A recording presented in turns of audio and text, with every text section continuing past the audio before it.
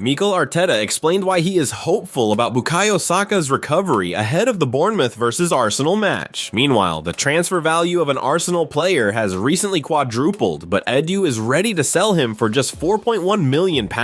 Additionally, many foreign clubs are interested in another Arsenal player, valued at £21 million, with a potential sale happening sooner than expected. Stay with me until the end of the video to check out the latest Arsenal news straight from the Emirates Stadium. But before that, if you're as passionate about Arsenal as we are, don't waste any time and subscribe to our channel right now to stay updated on everything happening with the greatest team in the Premier League. And without further ado, let's dive into today's top news. Arsenal had a major scare during the international break when Bukayo Saka was forced off during England's defeat to Greece. Saka seemed to be clutching his hamstring and ended up missing England's second match against Finland, returning to Arsenal earlier than expected. At 23, Saka is one of Arsenal's key players and is usually very reliable when it comes to staying fit. So the thought of a serious injury was a worrying one for fans and the team alike. If Saka does end up missing time, Mikel Arteta has options like Raheem Sterling or Gabriel Jesus to fill the gap. However, Arteta is reportedly feeling hopeful that Saka will be fit in time for Arsenal's upcoming match against Bournemouth. Speaking in his pre-match press conference, Arteta revealed that Saka is set for a few fitness tests but has escaped a serious injury. It's not a serious injury. He's evolving well. He was probably good enough to play with the national team's second game. We have some big tests today, so we are hopeful, he revealed. Saka has started in every Arsenal game this season, and he will not want a disruption to his incredible form, which has seen him become his team's primary creator. If Saka is fit for the Bournemouth match, he'll definitely start, and it's hard to argue against that. However, with a packed schedule ahead, Arsenal has to be careful not to overwork him.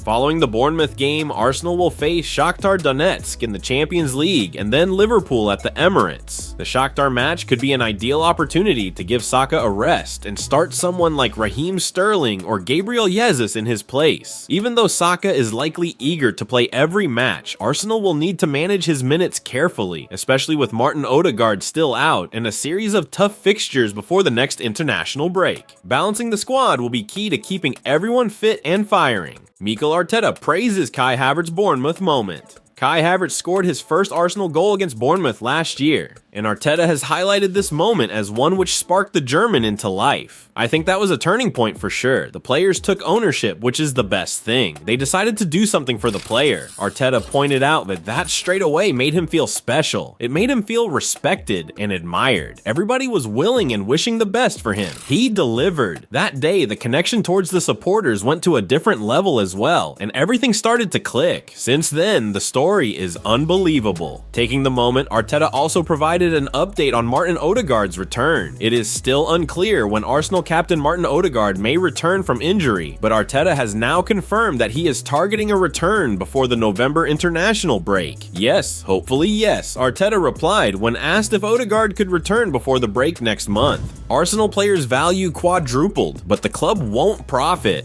Edu Gaspar has done a lot of great work at Arsenal over the years, but one of his decisions might come back to haunt him. Since taking on the role in 2019, Edu has been responsible for some fantastic transfers, and he certainly deserves credit for his overall impact on the club. This summer, he also managed to tackle Arsenal's struggles with player sales, securing solid deals for Eddie Nketiah, Emile Smith-Rowe, and Aaron Ramsdale, who moved to Crystal Palace, Fulham, and Southampton, respectively. However, there's one deal Edu approved that he might end up regretting down the line. While we don't know the full consequences yet, it's a decision that could potentially backfire on him and the club. Arsenal loanee Nuno Tavares' transfer value has quadrupled. Nuno Tavares has been with Arsenal since the summer of 2021 when he arrived from Benfica in what seemed like a bargain deal for just £7 million.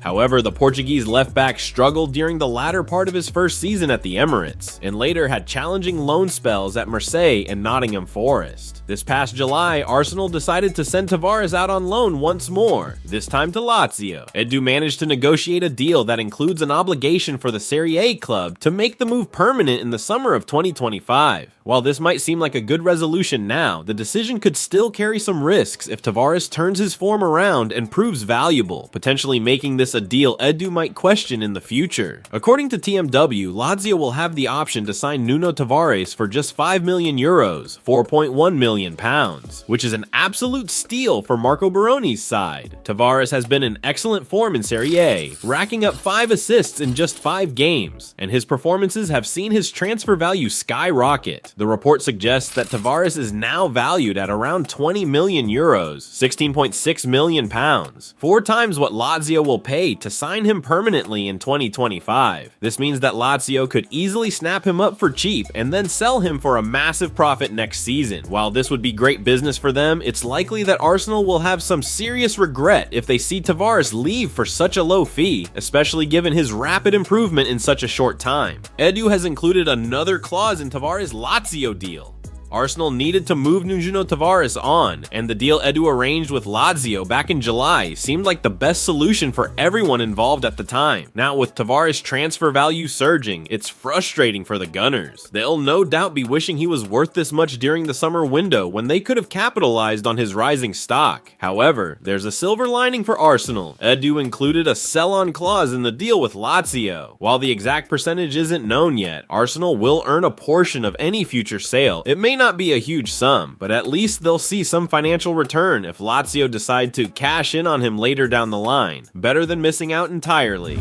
Jakub Kiwior's future up in the air as clubs chase Arsenal star. Arsenal brought Jakub Kiwior on board in January 2023 for a deal worth £21 million, including add-ons. The Polish defender was initially signed as a backup option for both center back and left back positions, and he has made 42 appearances under Arteta across all competitions so far. However, after Arsenal signed Riccardo Calafiori in the summer, many thought Kiwior's days at the club were numbered. Calafiori seemed to cover all the roles that Kiwior did and was viewed as the more talented player. In a surprising twist though, Arteta informed Kiwior that he wanted him to stay put, effectively blocking any potential exit despite interest from several clubs. This decision indicates that Arteta still sees value in Kiwior, perhaps for his versatility and depth in the squad. Chris Wheatley has now revealed that multiple teams in Italy wanted to sign Kiwior in the summer, and the Pole is not short of options now either. In one of the 2 windows in 2025, there will be offers for Kiwior, and it is very likely that the Gunners will move him on then. Wheatley said on Shots TV, looking ahead to January, there's a possibility for a loan, and maybe in the summer, even a permanent departure, because there was a lot of interest in Kiwior from Italy in the summer. AC Milan, Genoa, quite a few teams were looking at him, but in the end, Arsenal didn't let him go. But yeah, there's certainly no shortage of interest for one of the best defenders in Poland at the moment. I think Kiwior on his day can get into a lot of teams' defenses, but at the moment, Arsenal just have such a good center back pairing, so it's going to be difficult for him. Like I said, Italy is a potential destination for him. He has already played there, and it's somewhere he could potentially go either in January or more likely in the summer. Why Kiwior has been really unlucky at Arsenal. Arsenal made a smart move by signing Jakub Kiwior in 2023. He checks a lot of important boxes. The Polish defender is versatile, comfortable on the ball, and a solid presence at the back. He's also strong in the air and has delivered some impressive performances for the Gunners. However, he finds himself behind William Saliba and Gabriel Magalhaes in the center back pecking order, and with Riccardo Calafiori, Jurriën Timber, and even Oleksandr Zinchenko as more fitting options at left back, Kiwior faces stiff competition.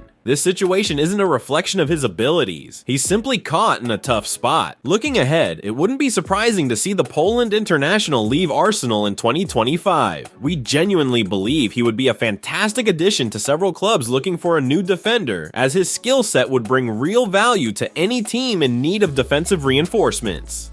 Well folks, those were the main news for today. If you enjoyed the video and want to stay updated on everything happening with our beloved team, you know what to do. Subscribe to the channel now and hit the bell icon so you don't miss any updates. Thanks for joining us, and until the next video.